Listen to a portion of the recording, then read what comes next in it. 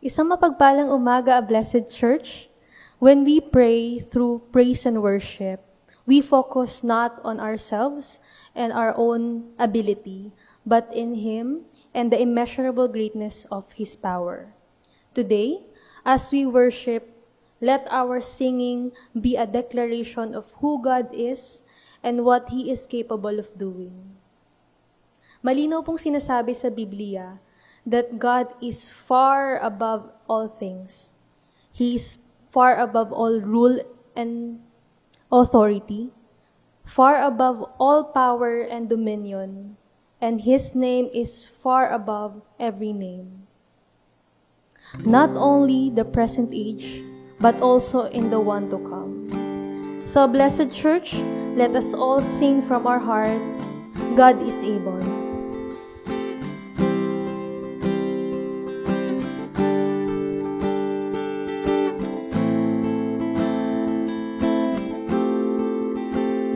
God is able, He will never fail. He is Almighty God, greater than all we seek, greater than all we ask. He has done great things, lifted up, He defeated the grave, raised to life. Our God is able. In His name we overcome, for the Lord our God is able. Let's sing God is with us. God is with us. God is on our side. He will make a way. Far above all we know, far above all we hope. He has done great things, lifted up, He defeated the grave, raised to life.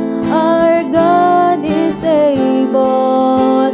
In His name we overcome, for the Lord our God is able. Lifted up, He defeated the grave, raised to life. Our God is able. In His name we overcome, for the Lord our God is able. Yes, you are able. God is with us. He will go before. He will go before. He will never leave us. He will never leave us. God is for us. He has open arms. He will never fail us.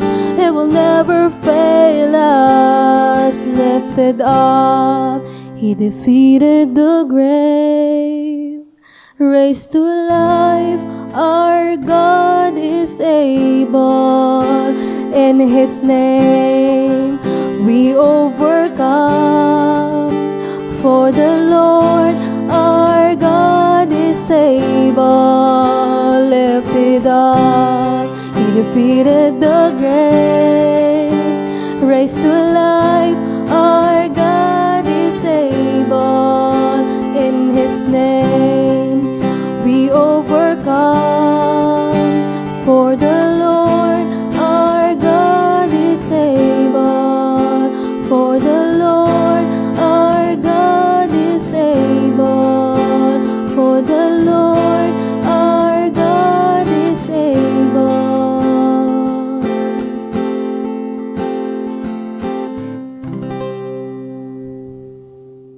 Let's continue worshiping the Lord. Let's read Psalms 143 verse 13.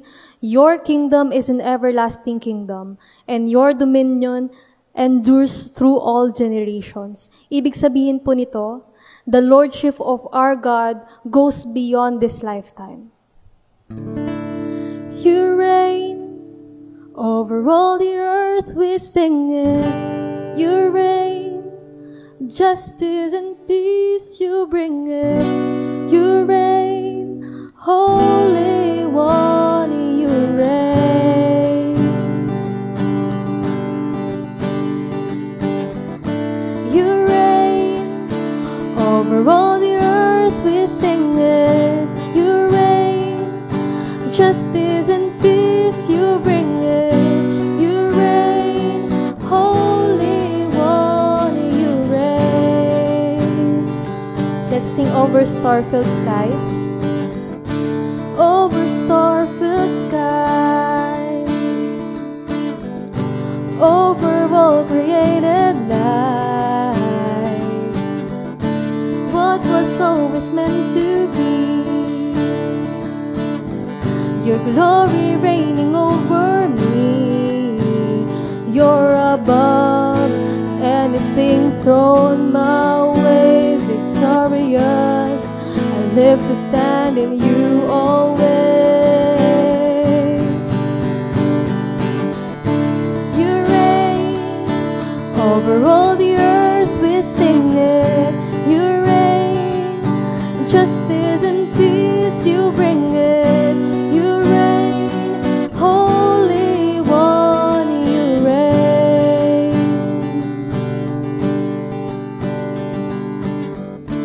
Over star-filled skies, over all created life, what was always meant to be. Your glory reigning over me. You're above anything thrown my way, victorious. I live to stand in you always.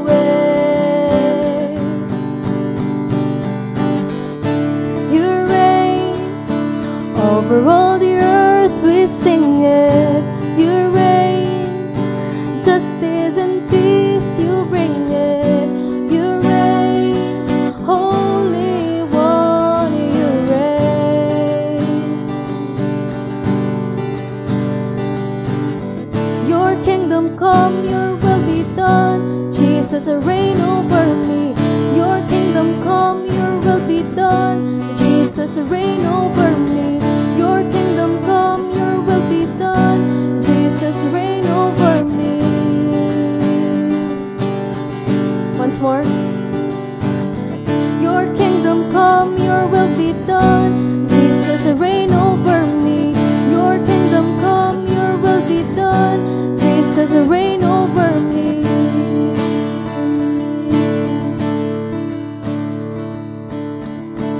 You reign over all the earth, we sing it. You reign, justice and peace you bring it. You reign, Holy One, you reign. Yes, you reign. You reign over all the earth, we sing it. You reign, justice and peace you bring it. You reign, Holy One, you reign. Yes, you reign. Hallelujah. Tunay, Lord, that your Lordship goes beyond this lifetime. You created everything out of nothing. You have raised from dead. Ano pa ba, Lord, yung mga bagay na hindi mo kayang gawin? You cannot be God if you are limited. Kaya, Lord, bilang iyong mga anak, wala pong puwang sa amin ang pag-alala. Dahil alam po namin na minsan sa buhay namin ay hindi ka nawala. Thank you, God, for being our God. At patuloy po namin papapurihan ang nag-iisang Diyos na lumikha ng langit at lupa, ang nag-iisang Diyos na may kakayahan na kami po ay patuloy na isustain. We lift your name on high, O God. We place you, Lord, kung saan ka nararapat. In Jesus' name, Amen.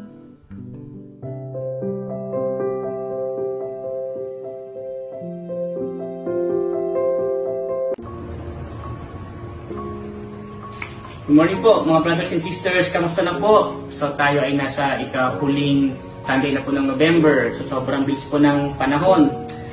Nawa po tayo ay patuloy pa rin ligtas at tayo ay patuloy pa rin healthy, no? At nawa sa umagang ito, tayo po ay handa na sa ating pagdiriwang ng banal na hapunan. At dahil po dyan, sana handa na rin po yung ating mga elemento, yung pong tinapay at ito pong ating inumin. At sa ngayon po, tayo po sama-samang magmuni-muni at tayo po sama-samang umintindi at isa puso at isa isip po natin itong mga salitang aking pong babasahin. Ang habag po ng Panginoon ay isang banal na gawain.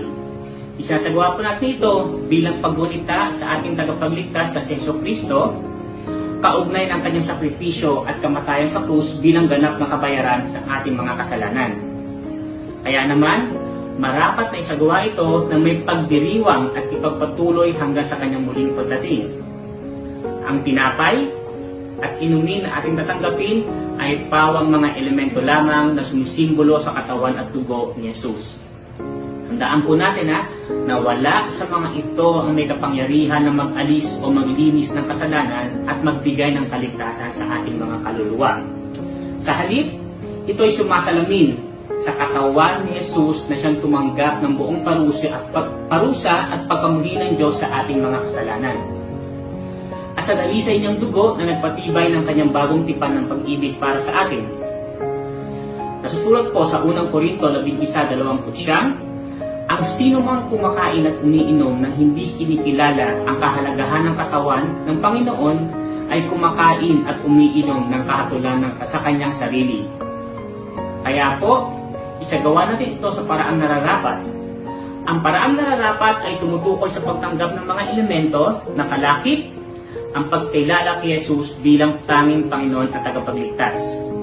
Kung ikaw, kapatid, ay naririto sa unang pagkakataon, inayayahan kita na ihingi ng tawad at talikuran ang iyong mga kasalanan at kilalanin si Jesus bilang iyong tanging Panginoon at tagapagligtas.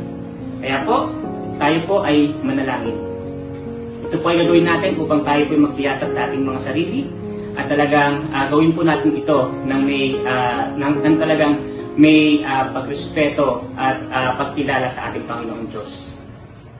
How deep the Father's love for us, how vast beyond all measure,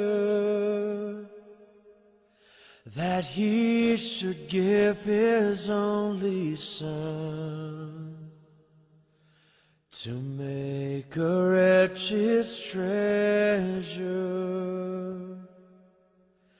How great the pain of searing loss!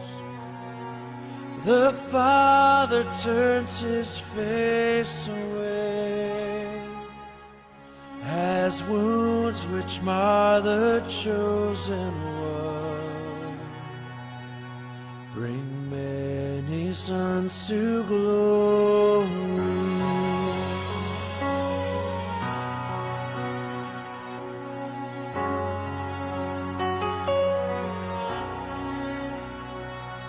Behold the man upon a cross, my sin upon His shoulders.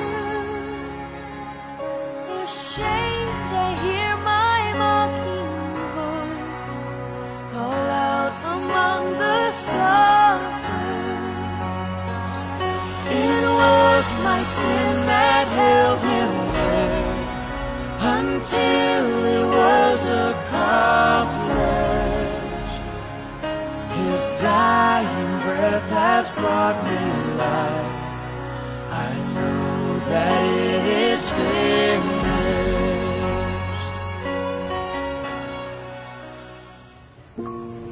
Yan po.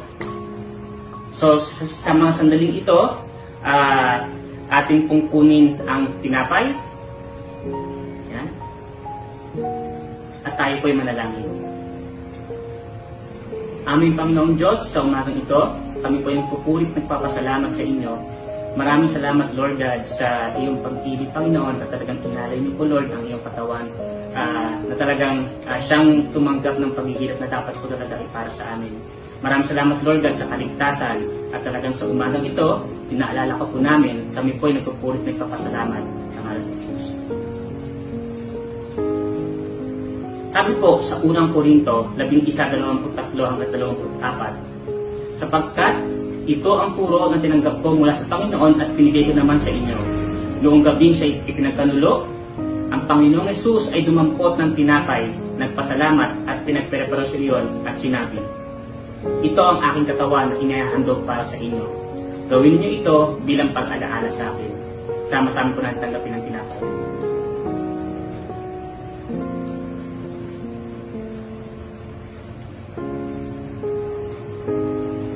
Purihin po ang Diyos. Ngayon naman po, ating kunin ang ating pong inumin at tayo po'y manalangin. Muli, aming Amang nasa langit sa umagang ito, hawak po namin, Lord, ang inumin, Panginoon, na talagang sumusimbolo, Panginoon, ng iyong dugo. Ang iyong dugo, Lord, na talagang minus niyo para sa amin, Lord, upang kami malinis sa aming mga kasalanan. Maraming salamat, Panginoon, at muli, Lord, ginagawa po namin ito bilang pagpupuri at pag-alaala sa iyo, sa ngalan ni Jesus. Sabi po sa unang Korinto 11:25, matapos maghapunan, dumampot din siya ng kopa at sinabi, ang kopang ito ang bagong tipan na pinagtibay ng aking dugo. Tuwing iinumin niyo ito, gawin ninyo bilang pag-alaala sa akin. Sama-sama po natin tanggapin ang inumin.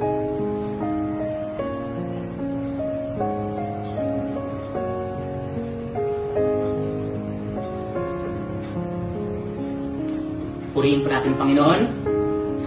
At bilang pagtatapos, ito po'y sinasabi sa unang Korinto 11:26, sapagkat tuwing kakain kayo ng tinapay na ito at iinom sa kopang ito, ipinapahayag ninyo ang kamatayan ng Panginoon hanggang sa kanyang muling pagparito. Purihin po natin ang ating Panginoong Jesus.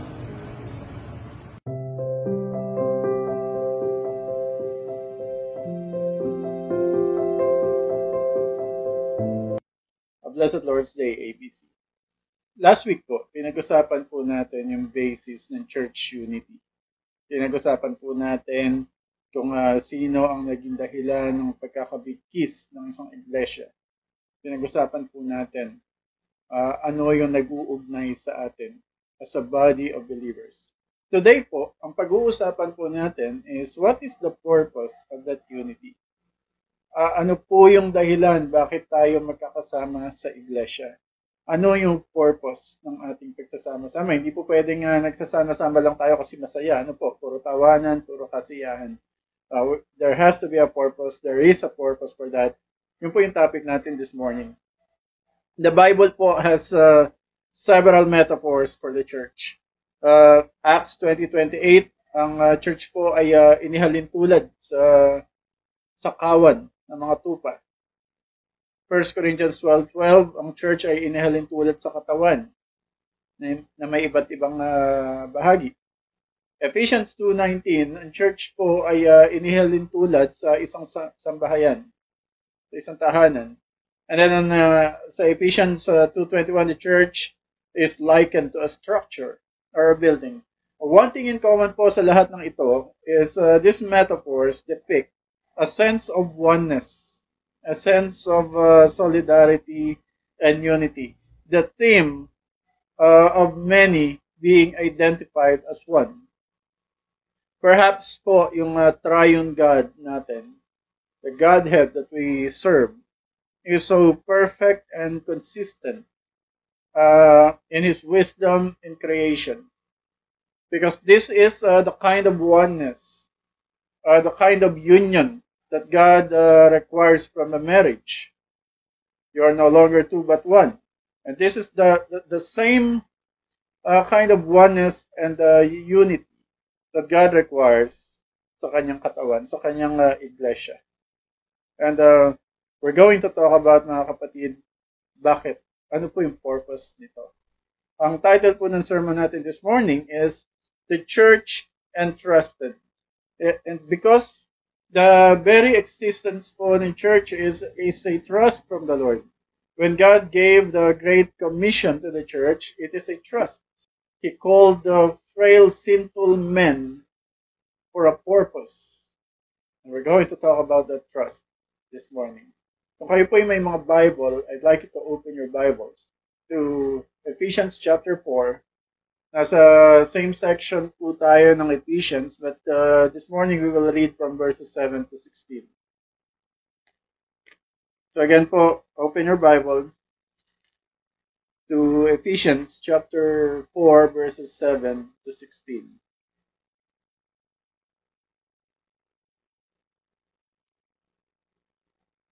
This is the word of God. But grace was given to each one of us according to the measure of Christ's gift. Therefore, it says, when he ascended on high, he led a host of captives, and he gave gifts to men. And in saying he ascended, what does it mean but that he has also descended into the lower regions, the earth? He who descended is the one who also ascended far above all the heavens, that he might fill all things.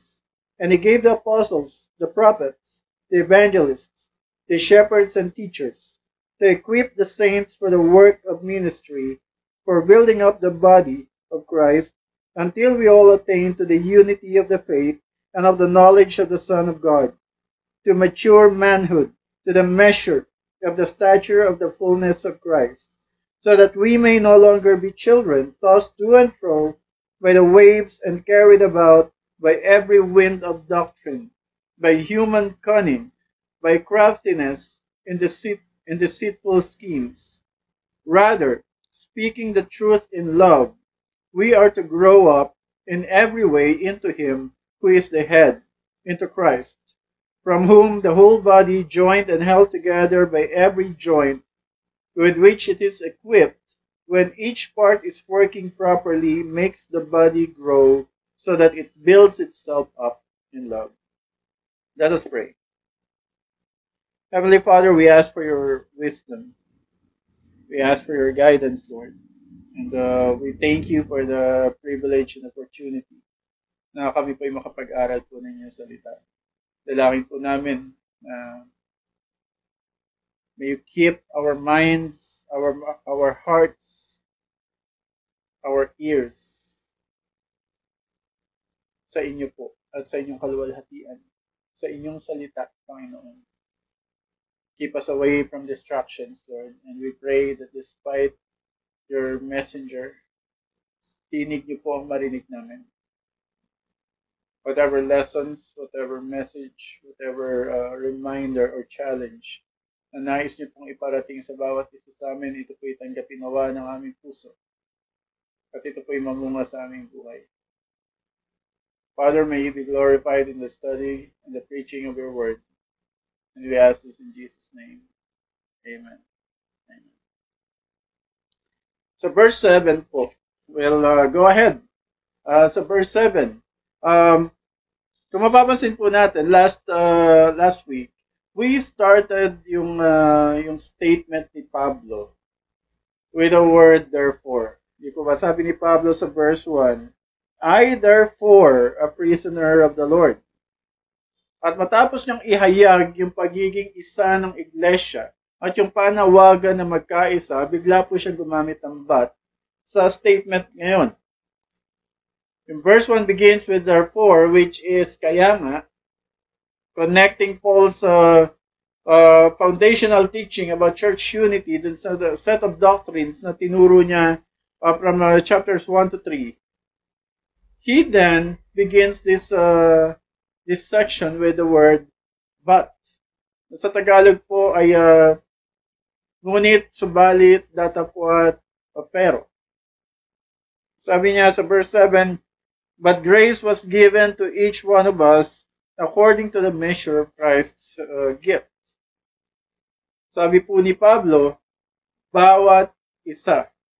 Sabi niya, ngunit, ang bawat isa sa atin ay pinagkalooban. If we notice po, the church as an assembly of believers have always been illustrated by something that is built out of different parts. But at the same time, mga kapatid, the Bible still recognizes us as individual parts of the whole, meaning that in the call for unity, the Bible acknowledges our diversity. Diversity in the context of our different personalities, different temperaments, our different giftings and roles in the church. This diversity is very much welcome in the body of Christ. And I'm not talking about yung diversity in sinful orientations or sinful preferences. But we're talking about the differences in personalities. Yung identity natin as individuals. Yung diversity ng ating mga pagkatao. Yun po yung wini-welcome sa church. As much as we were called for unity, the Bible acknowledges that we are still individuals with our individualities and differences. Kasi nga po sa katawan, hindi pwedeng lahat ay ulo. Hindi pwedeng puro mata, hindi pwedeng puro ilong, hindi pwedeng puro labi, hindi pwedeng puro kamay. In the same way, sa isang bahay, hindi po pwedeng puro bintana. Kailangan may pintuan din. Hindi pwedeng puro bubong. Hindi pwedeng puro dingding. So, there will be differences in functions, differences in roles sa lahat ng bagay. Yun po yung tinutukoy natin na diversity. May dalawang bagay po about spiritual gifts na makukuha natin sa verse 7 pa lang po. Una, ang bawat anak ng Diyos ay binihiyaan ng kaloob para magamit sa iglesia. Yes po, walang Christian ang hindi binigyan ng spiritual gift. Lahat po tayo. Sabi ni Pablo sa verse 7, grace was given to each one of us according to the measure of Christ's gift. Lahat po tayo ay pinagkalooban ng spiritual gift na magagamit natin sa kaharian ng Diyos. Bawat isa. Okay po, bawat isa sa atin. Wala pong Christian na walang spiritual gift. So, kung tanong niyo po, paano po malalaman kung anong spiritual gift ko? The first thing, the most important thing you need to do is to be active sa mga activities ng church. Although we know na limitado po ang pagkilos natin because of the pandemic, limitado yung pagkilos natin because of sa mga nangyayari sa ating paligid, because of the virus and stuff. But, there are other means kung paano tayo magiging kagamit-gamit sa kaharian ng Panginoon. And, of course, there are always your leaders, your pastor to help you identify your gift or your place in the ministry. Sooner or later, lilitaw po ang kaloob ng Panginoon sa atin kung tayo po ay nagpapagamit. Kung tayo po ay kumikilo sa iglesia. Hindi po natin matutuklasan yung spiritual gift natin kung tayo po ay nakahilata lang sa ating mga tahanan. Kung imbes na nasa church, ay nasa bahay tayo. You need to rise from that couch and patayin yung TV mo at buksan yung Bible mo. Pangalawa po, ang kaloob ay biyaya ng Panginoong Jesus. Kaya po the word used here is grace. Grace means unmerited favor. Hindi po natin to na-earn. We didn't earn these gifts. We didn't deserve these gifts. Ngunit ito po ay pinagkaloob sa atin ng Panginoong Jesus. Wala tong kinalaman sa itsura, wala tong kinalaman sa laki ng tithes. Isa lang ang pinagbasihan ng Panginoon kung anong gift ang ibibigay sa atin. At yun ay walang iba kundi ang kanyang dakilang biyaya at ang kanyang kadakilaan. His sovereign will. So it is the giver's prerogative what to give and to whom he will give it. So kung ano po yung spiritual gift na ibinigay sa atin ng Panginoon, ito po ay dapat natin ipagpasalamat. Hindi po natin dapat sabihin na dapat yun na lang yung gift na binigay sa akin ni Lord. No, kung ano yung gift na binigay sa atin ng Lord, binigay yan sa atin because God knows us more than we know ourselves. At alam ng Lord na dito tayo mas magiging kagamit-gamit. And so we need to be grateful ano man yung spiritual gifts na tinanggap natin. Now, when we go to verses 8 to 10, this is an example po mga kapatid of Scripture interpreting Scripture. Paul is basically interpreting Psalm 68:18. If we read Psalm 68:18, we're basically going to read the same thing. Of course, merong variation. Merong minor variation. But here is Psalm 68:18. You descended on high, leading a host of captives in your train, and receiving gifts from men, even among the rebellious that the Lord God made dwell there. So, Paul was quoting and was interpreting Psalm 68:18.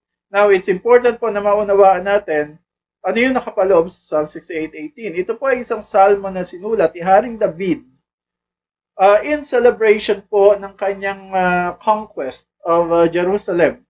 Nung nakuha niya ang Jerusalem from the Jebusites at consequently na ipasok niya yung Ark of the Covenant sa Mount Zion. And in that celebration, David wrote this song. At ngayon po, ito po ini-interpret ni Pablo. Tawag po dito is parenthetical interpretation.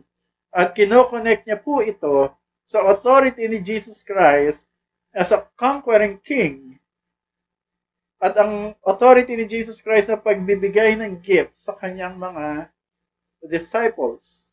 Ang explanation ni Pablo dito is that Jesus was the one who ascended.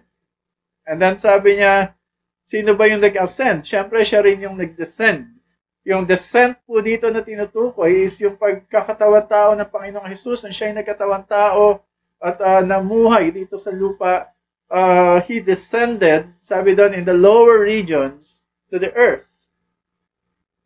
Now, after his victory over death, nung siya po ay nag-resurrect, he defeated sin and death. He defeated Satan, the enemy. He ascended to heaven and sat on the right hand of God. Pag-akyat ni Jesus Christ sa kalangitan, bumaba ang banal na Espiritu. On the day of Pentecost, the Holy Spirit arrived, inaugurates the church, and gave spiritual gifts to the disciples. The image po na nasa isip ni Pablo when he quoted and interpreted Psalm 68:18 is the picture of a conquering king. After po ng isang malaking laban, the victorious king will enter his city in all his victorious glory. Kasama niya, dala-dala niya lahat ng spoils of war, lahat ng loots na nakuha niya sa kanya mga pakikipaglaban, yung mga golds, yung mga treasures na kanya pong nakuha, dala-dala niya in full display. Habang siya ay pumapasok, kasunod niya ang mga ito, dala-dala ng kanyang mga sundalo, and the people are cheering, welcoming him back home. And kasama niya yung mga captives na kanyang napalaya. And once he arrives at the judgment seat, he will start giving gifts to the people in celebration. Magbibigay siya ng mga pagkain sa tao, magbibigay siya ng mga regalo, magpo-promote siya ng mga sundalo niya. And that was the picture na maaring nasa mind ni Paul when he wrote this verse, thinking about Jesus' victory over sin and death, and ascending to heaven, to the high heavens, sitting on the right hand of God the Father, and giving his disciples the spiritual gifts. So basically po, verse 7 tells us that every single believer is a recipient of spiritual gifts from Jesus Christ. And verses 8 to 10 tells us that Jesus has the authority to do that because of his victory over sin, over death, his victory over the enemy. Because now he sits at the glorious throne at the right hand of the Father, and he is reigning, and he has given gifts to his people. That was a picture there.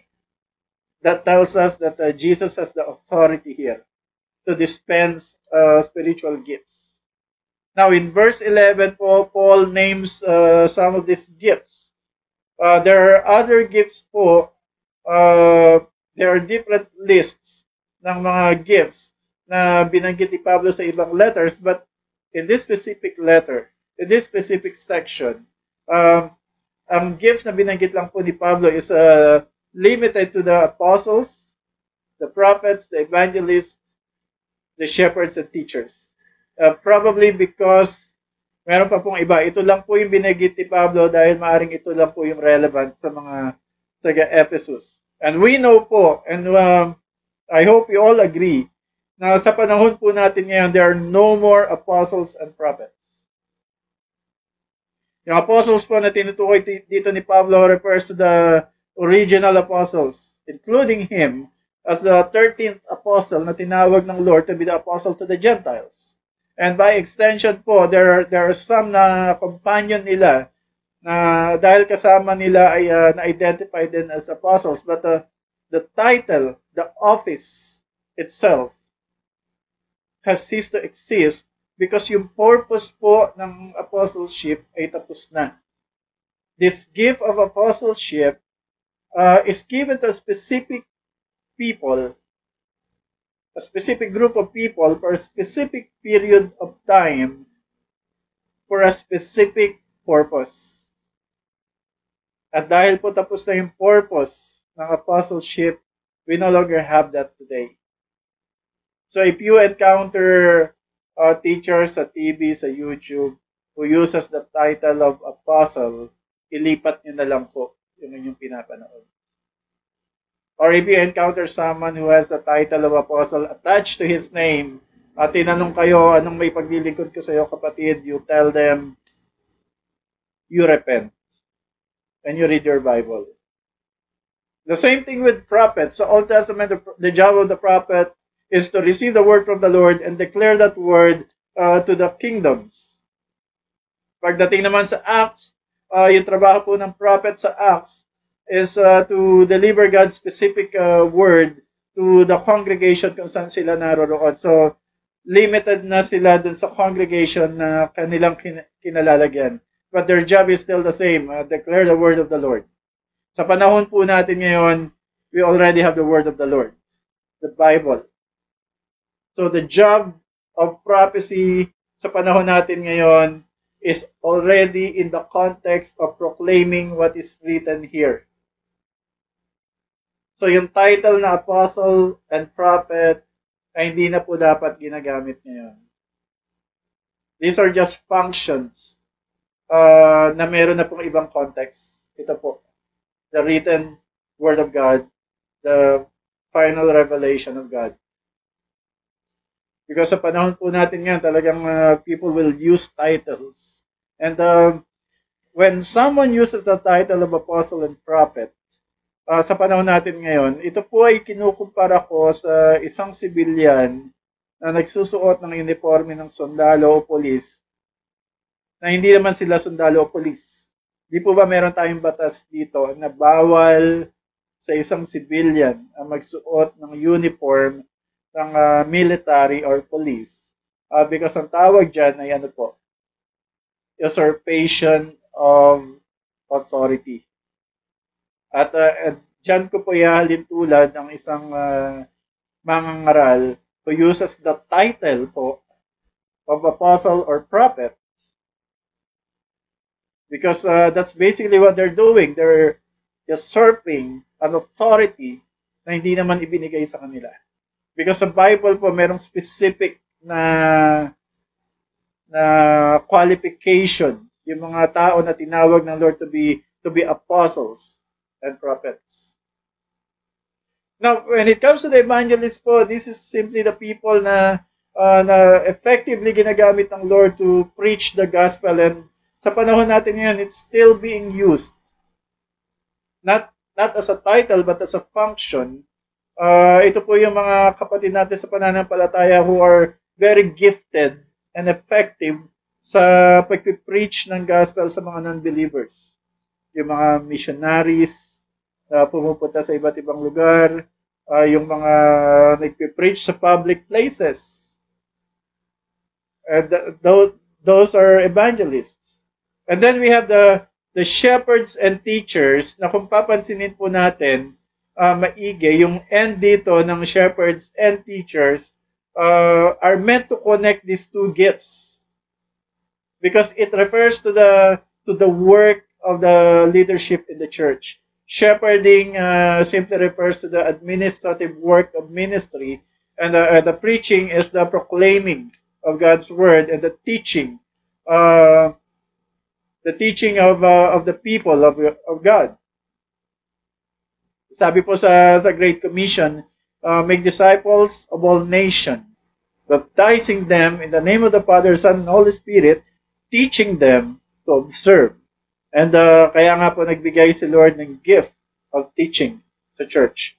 And ano po ang purpose ng mga gifts na ito? Napakalinaw po. And this time po, I want you to repeat itong sasabihin ko po. I'm going to say a phrase, and I want you to repeat it after me. And wag niyo po i-quote sa akin to, hindi po to original sa akin. I've already heard it from some other preachers. You probably heard this already, but I do agree with this, and this is very important for us na lagi nating tatandaan. Sabi po, every member a minister. Pwede niyo po ba sabihin ito? Every member a minister. I'd like you to repeat that, but most importantly, I'd like you to remember that.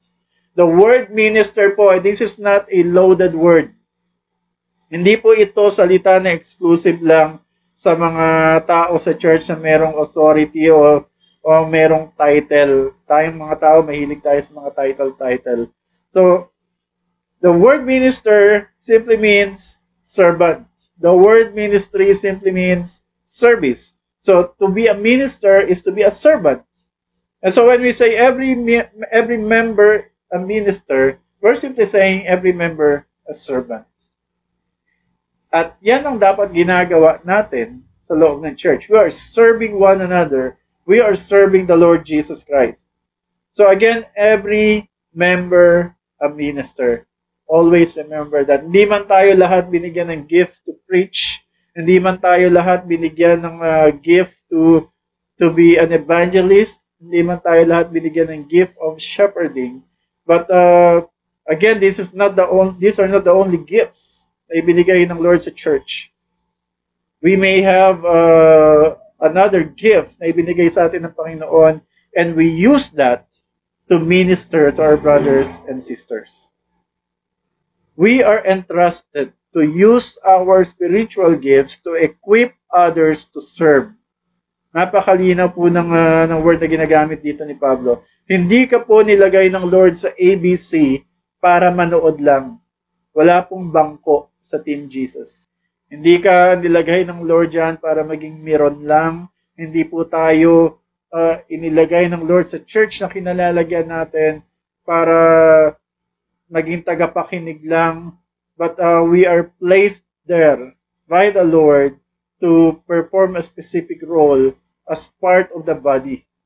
And at the same time, hindi tayo binigyan ng spiritual gift para magpasikat, para magpa-cute, or to lord it over our brothers and sisters. Kung nagpipreach po tayo kasi sa tingin natin na magaling tayo magsalita and we deserve to preach, we deserve yung function na makapag-preach at makapagturo, then we really have no place behind the pulpit if we have that kind of mentality. If nasa worship team tayo, dahil tingin natin ay magaling tayo, mahusay tayo, at kailangan ng church na mahusay na instrumentalist or vocalist na mapipilayan ng worship team pag nawala ako, you need to repent of that mindset. Ano man po ang kaya nating gawin, ano man po ang kakayahan na meron tayo, ito ay ibinigay lamang sa atin, ayon sa biyaya ng Diyos. So our response to our spiritual gift should not be one of pride, but one of gratitude. At ano man po ang kaya natin gawin para sa church ay dapat ginagawa natin because we are entrusted by our King. Now let's go to the purpose of these gifts. Ano pong sabi ni Pablo sa verse 12? Sa verse 12 po, sabi ni Paul, he gave the apostles, verse 11, apostles, prophets, evangelists, the shepherds and teachers to equip the saints for the work of ministry for building up the body. Ano po sabi ni Pablo? Anong purpose ng gifts? To equip who? The saints. Sino po yung saints? Tayo po, mga mananampalataya. For what purpose? For the works of ministry. Kung kayo po ay tagapagturo ng ABC, kung kayo po ay nagpipreach sa ABC o nabigyan ng pagkakataon na magturo o mag-lead sa ABC, this is the purpose. To equip our brothers and sisters. Hindi po para gamitin yung position or authority natin to lord it over o para magmataas sa ating kapatiran. Ito po ibinigay sa atin para maglingkod, para sila po ay bigyan din natin ng kakayahan, tulungan natin na ma-discover nila yung kanilang gifts, ma-equip sila para sila rin mismo po ay makapaglingkod. Sabi dito, to equip the saints for the work of the ministry. At kapag ito po ay ginagawa natin, we are multiplying the servants, the ministers in the church. At ano nangyayari po?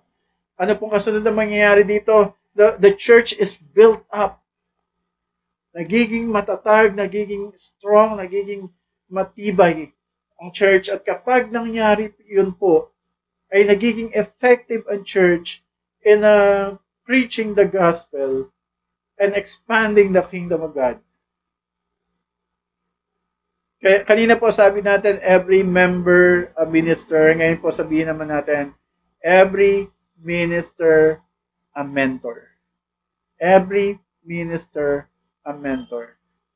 If you have a gift at na-discover mo na yung gift na yan, at yan ay ginagamit mo na sa church, the next thing you do is to use that to train others. Find someone to disciple. Find someone to mentor. Or be part of a discipleship or mentorship group. Kung ano po yung meron kayo sa ABC. Participate, get involved, be a part of someone else's life. Lalo na kung merong mga bago, merong mga bata sa church na willing and eager na matuto, train them, help them. Do not discourage them, but help them. Mentor them, minister to them, so that the church will be built up because of that. Dahil when you do that, when you mentor someone, dinadagdagan mo yung mga leaders and workers ng church, and you are helping in the building up of your congregation. Nothing can be clearer than this, brothers and sisters. Una, sabi sa verse 7, Jesus gave us spiritual gifts according to His grace. And then, every single believer, ibig sabihin po, bawat isa sa atin, according to His sovereign choosing. And the purpose of that is to equip the saints for the works of ministry to the building up of the body of Christ. And let's stop there for a while. We see clearly po kung ano yung purpose ng spiritual gifts. Now, when we think about ourselves, brothers and sisters, each of us have been serving the Lord. And somewhere along the way, hindi mawawala sa atin yung pag-question sa sarili natin. Tama pa ba na nandito ako? Tama pa ba na ginagawa ko to? Tama pa ba ang motibo ko? Maaaring nung nagsimula tayo sa paglilingkod sa Panginoon, ay Napakaganda ng motibo natin. Gusto ko mag-serve sa Lord kasi mahal ko si Lord. Nung una tayo nakakilala, yun yung motive ng heart natin. But somewhere along the way, we experience things that makes us question. And so I'd like you to reflect on that. I'd like us to reflect on that. Has my motive changed? Nagbago ba ang tingin ko sa sarili ko? Somewhere along the way, maraming dumaan, maraming nangyari. Did it affect how I view ministry? And when you find yourself thinking, brother or sister, when you find yourself thinking na, ay, oo nga, too much has happened and it has affected my view of ministry and feeling ko iba na yung motive ko sa paglilingkod, I'd like you to know that every day is a day of grace. You can start again today, renew your commitment to the Lord, renew your motive. If there's anything you need to repent, you repent because God is a God of grace. And you start with a fresh, new motivation. Hindi po mawawala sa atin yun because we experience things in life and it would affect us. Even for me, I've experienced things that have shaken me just last year. And it has challenged my my mentality about ministry. It actually challenged my my calling. I've questioned myself. But then again, whenever that happens to us, we fling ourselves into the cross of Christ. Luluhod tayo sa krus ng Kalbaryo. And we ask for God's grace. And the God of all grace, I tell you, He can renew your strength. And He will, if you ask. So brothers and sisters, the purpose of us having this spiritual gift is very clear. Hindi ito para sumikat, hindi ito para mangolekta ng awards, hindi ito para mapansin ni crush. The purpose of the gifts na meron tayo is for us to help in the building of the church. By serving others, by training the younger ones, by mentoring younger Christians. As someone who have received this grace from the Lord, we are compelled to use these gifts not for selfish purposes, but to edify, to equip, so that everyone will be able to serve the Lord in the church. Kaya po tayo nasa ABC ay para tumulong na itaguyod ang iglesia. Yan po ang panawagan sa bawat mananampalataya na bahagi ng iglesia. Now, let's go to the next verse. Verse 13. And we will talk about the goal. We've talked about the purpose. Ano po? Now, let's talk about the goal. And may kinalaman to sa goal ng unity ng church, sa purpose ng unity ng church, at sa goal ng paggamit ng spiritual gifts natin sa kaharian ng Panginoon, sa iglesia ng Panginoon. Ano pong sabi sa verse 13? Until we attain to the unity of the faith and of the knowledge of the Son of God, to mature in manhood, to the measure of the stature of the fullness of Christ. What is the goal of our service? What is the purpose of our using our gifts? Ito po yan, so that everyone will grow in Christ likeness. Sabi po dito, that until we attain to the unity of the faith and the knowledge of the Son of God, yung unity of the faith po na tinutukoy dito, it only pertains dun sa body of beliefs na meron ang church. Kung ano man po ang statement of faith, ang ABC, yung doctrinal stance ng church, ito po yung unity in the faith na tinutukoy natin. Ito po yung faith na tinutukoy po dito. Yung pananampalataya, yung mga pinaniniwalaan, mga pinananampalatayaan natin ng katotohanan. And the knowledge of the Son of God, Hindi po ito yung basic na pagkakilala kay Kristo, but a deeper understanding of who Jesus is and what He did for us. Yung mas malalim na pagkakilala kay Jesus that will result in the actual transformation of ourselves para mas maging Christ-like.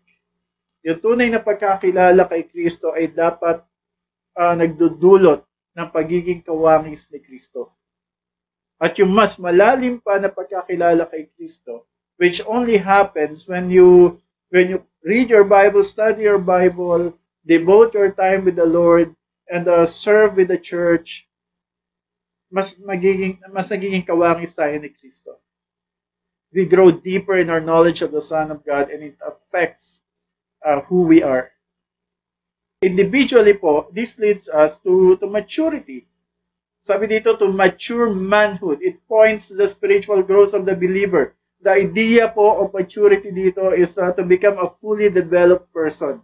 Ito po yung idea ni Pablo ng spiritual maturity, yung fully grown o yung fully matured na individual. Measuring up to the stature of the fullness of Christ. Maturity brings us closer to Christ-likeness. As I mentioned earlier, since si Jesus naman po talaga yung standard natin.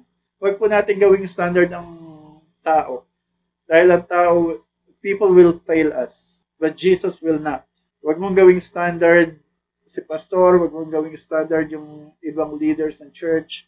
Ang gawin mong standard palagi ay si Jesus Christ. Pag ginawa mong standard ang tao, dalawa po ang tendency. Yung isa, you will idolize people, you will put people on a pedestal, and then kapag sila ay nag-fail, magpe-fail ka rin. It will affect you kasi yung hope and trust mo ay nilagay mo sa Kanya. And that will happen because tayo yung mga tao lamang. Pangalawa po, kapag ginawa mong standard ng isang tao and dumating sa point that you feel like we outgrown that person na hinahangaan natin, nagkakaroon naman tayo ng pride. So, pero kapag si Jesus ang standard po natin, malabong mangyari po yun. We will never outgrow Christ. He should be the standard. Dahil kapag si Jesus ang standard, there will always be the need na kailangan ko maging Christ-like. Dahil kapag ang standard mo ay perfect, it will take you a lifetime of growing. At yun naman po yung purpose ng sanctification po natin. We have a lifetime of sanctification. There is no perfection in this life. Hindi natin ma-attain yung sinless perfection sa buhay na to. It will happen when we are in glory. So, again, this leads us to individual maturity. Ang goal po is, again, Christ-likeness. And it will only happen po, mga kapatid, if we are taught right and if we are trained right. So, preachers and teachers, this is our burden. Sa mga nagtuturo po, sa mga nagpipreach, this is our burden. If we want the church to be healthy, if we want our church to mature, if we want our brothers and sisters to grow deeper and stronger in the faith, the burden is on us to equip them and enable them. And we need to teach them right. Ituro ang tamang doktrina, magturo ng tama, magturo ng mga biblical na katotohanan. Ano po ang involved dito? It involves sacrifices. Ibig sabihin, we need to spend time studying hard. Kung ang gift po natin ay magturo at mag-preach, that gift involves spending time studying. Kung ang gift po ay pagtuturo, ang gift natin ay pag-preach, wala pong puwang sa buhay natin yung attitude na marami na tayong alam. Matagal na ako nagtuturo, matagal na ako nagpipreach. Ano pa bang kailangan kong malaman? Hindi ko na kailangan mag-training, hindi ko na kailangan umattend ng seminars and conference para ma-enhance yung aking kaalaman kasi alam ko na lahat ng yan. Matagal na ako sa ministry, veterano na ako. Kapag ikaw ay dumating sa ganong punto na gano'n na ang attitude mo, brother or sister, ito po ay personal lamang. But I believe that disqualifies us from that ministry. The calling, the gift of preaching and teaching and leadership, it involves humility, involves a sense of the desire to continuously learn. Hindi natatapos po ang pag-aaral ng isang mangangaral. Hindi po natatapos ang pagnanais na matuto pa ng isang tagapagturo. Ang isang tagapagturong ayaw ng matuto, wala ng puwang para magturo. There is no place for pride in our pulpits, in our classrooms. This is our burden, to study hard, to study the Word of God, to teach and preach the right things.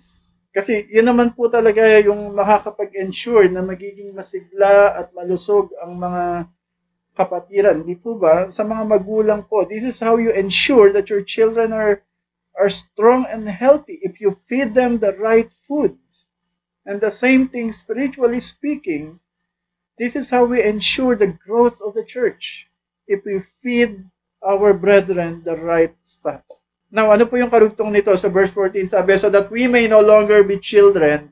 Sorry po, medyo magiging mahaba ako ngayon since hindi ko po alam kung kailan niyo po uli ako iimbitahan. Probably another 2 years, so sasamantalahin ko po itong moment na to. But we're going to try po.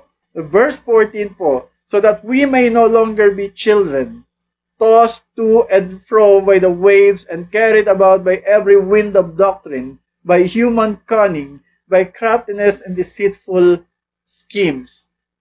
Again, the ultimate goal is spiritual maturity so that we will no longer be tossed around by different doctrinal theological trends. May mga doktrina po na parang fad yung nauuso.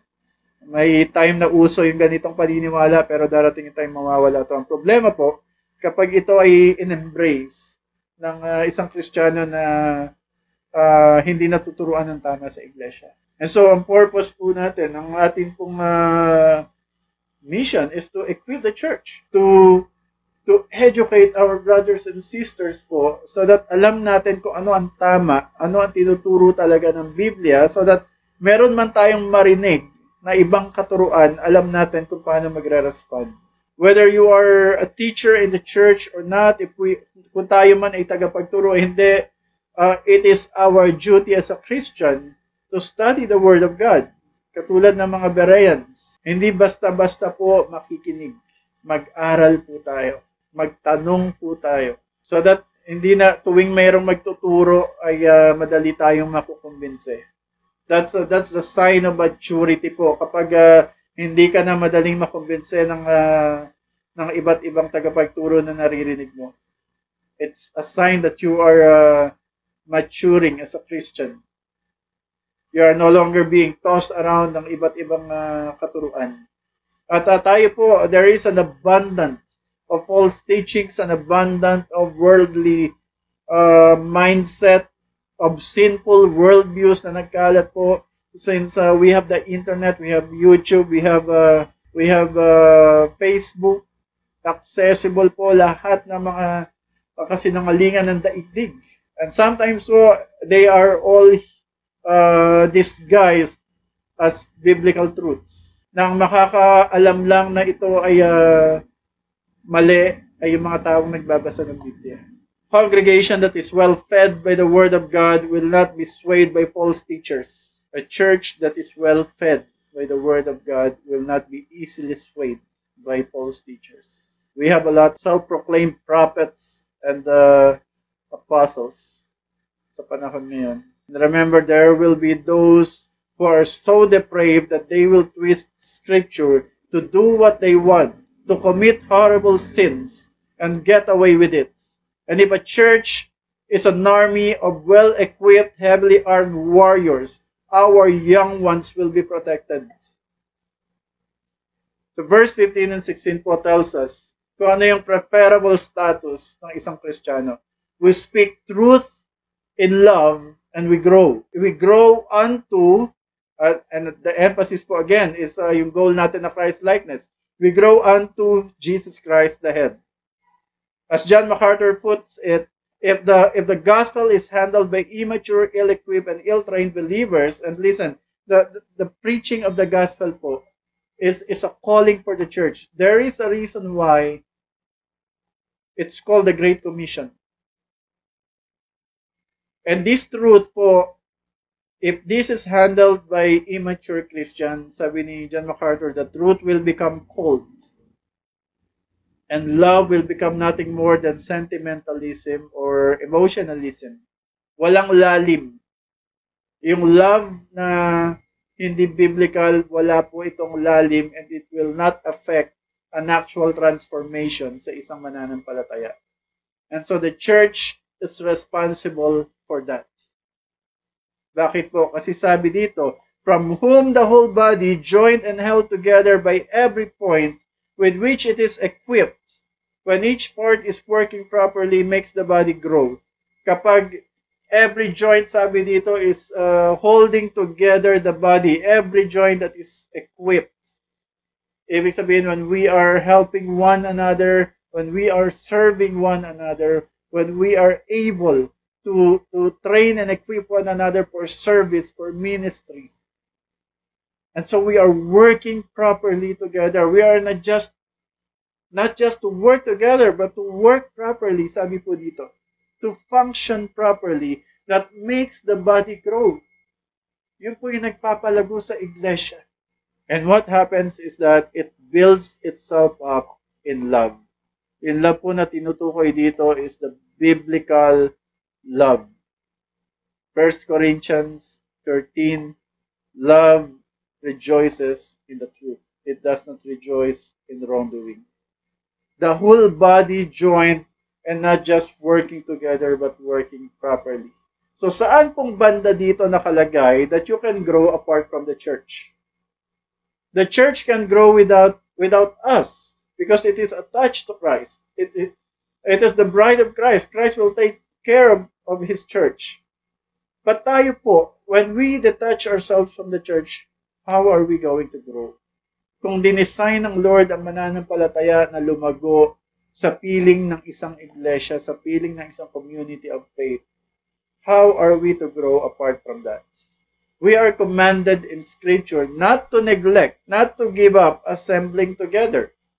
Of course, we are in a very different situation right now. But still, we have Zoom. We have the technology para tayo po ay makapagkaroon pa rin ng gawain. The Scripture commands us not to neglect, not to abandon the assembling together. Hebrews 10:25. Apparently, the habit of missing the assembly is a sinful habit. And lastly, this passage ends with love. And again, true biblical love is experienced in the context of the church only when everyone is doing their part.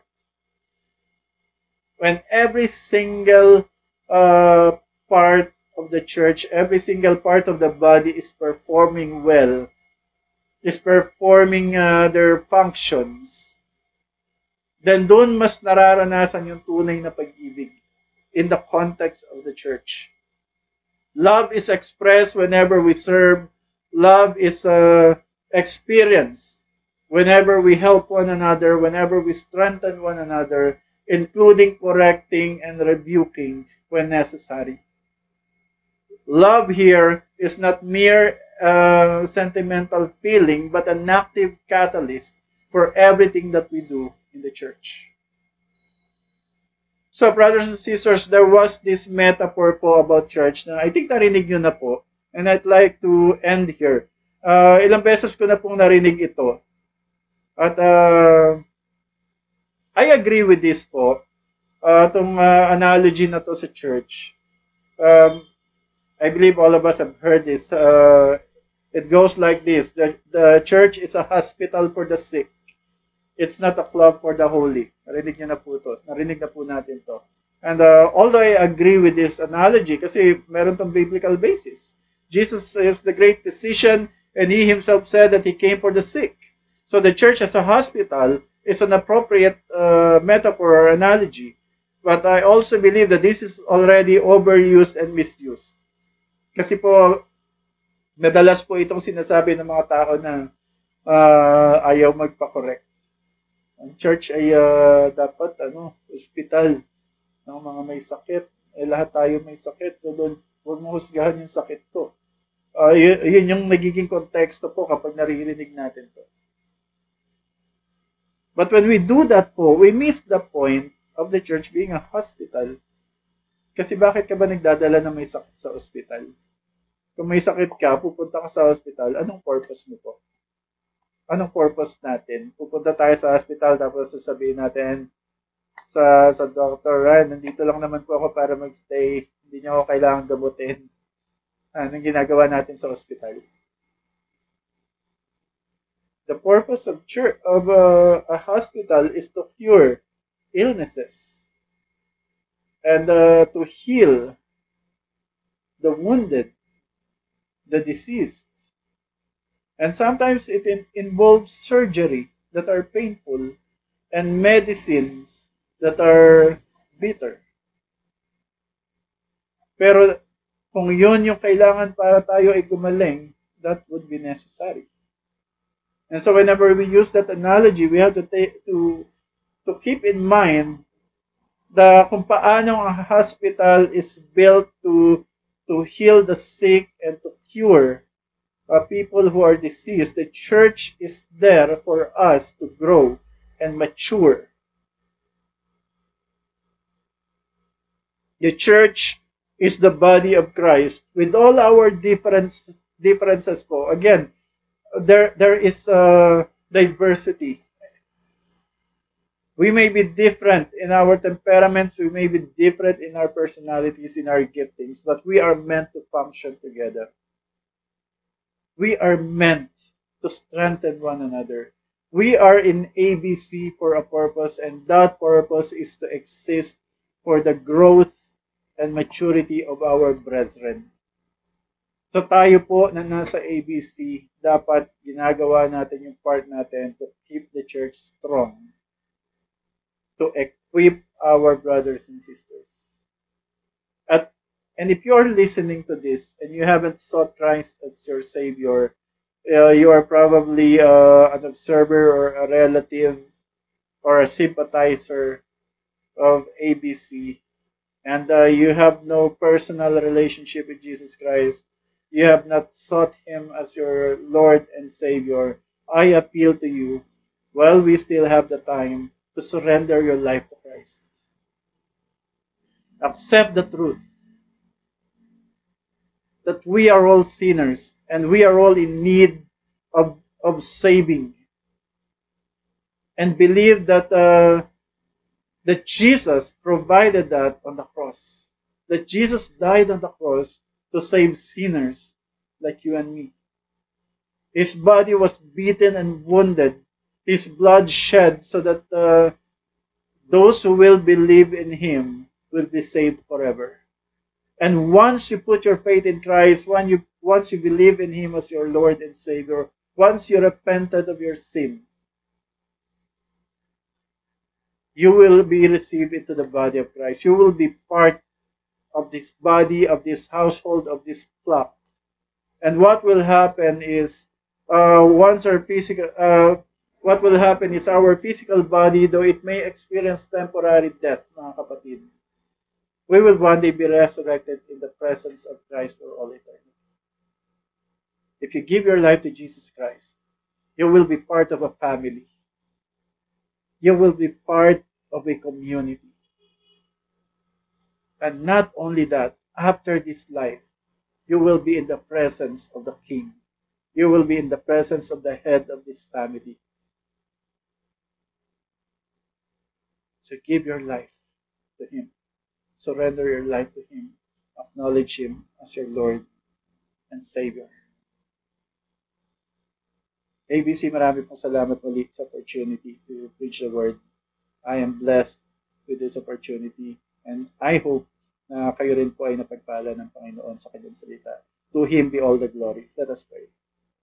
Father, we thank you for this time, Lord. We thank you for the opportunity to study your Word. And we glorify you, we magnify you, O God. And we thank you for this, O God. Ano man po ang mga natutunan namin, kung meron man po kaming natutunan, ano man po ang mga tinanggap namin na paalala, hamon, o aral ngayong umagang ito, nawa po ito ay matanim sa aming mga puso at mamunga po sa aming mga buhay. And allow us, Lord, that as we face each day, as we face a brand new week, O God, allow us to live each day by your grace and to your glory. We ask this in Jesus' name. Amen and amen.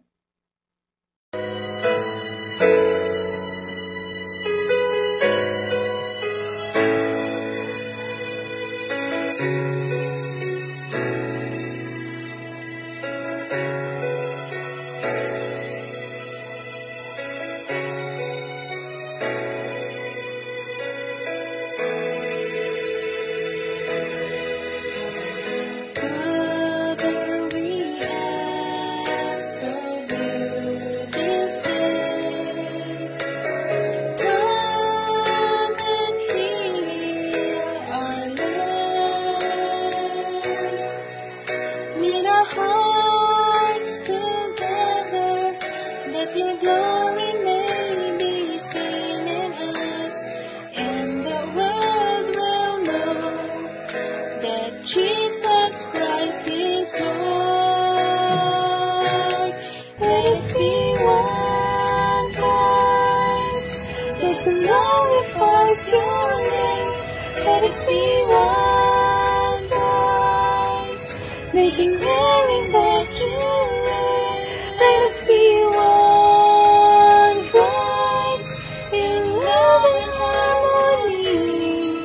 And we pray, oh God, grant us unity. Let us be one voice that glorifies your name. Let us be one voice, making merry that you reign. Let us be one voice in love and harmony. And we pray, oh God, grant us unity.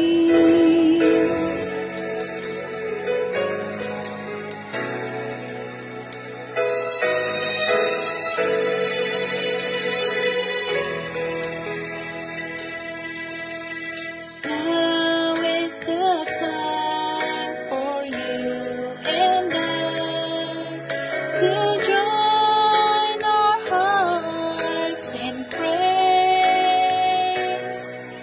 that the name of Jesus will be lifted high above the earth, and the world will know that Jesus Christ is Lord.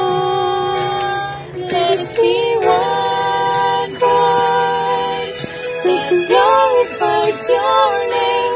Let us be one voice, making merry that you reign. Let us be one voice in love and harmony.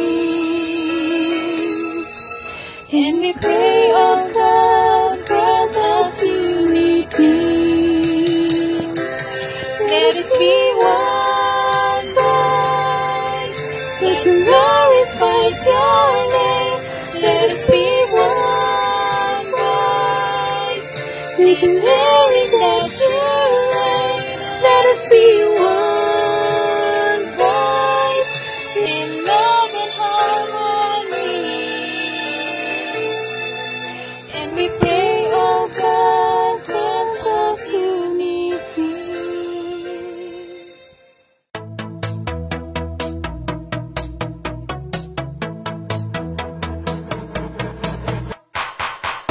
You're the reason why our hearts are beating. You're everything we need. You're the reason for the song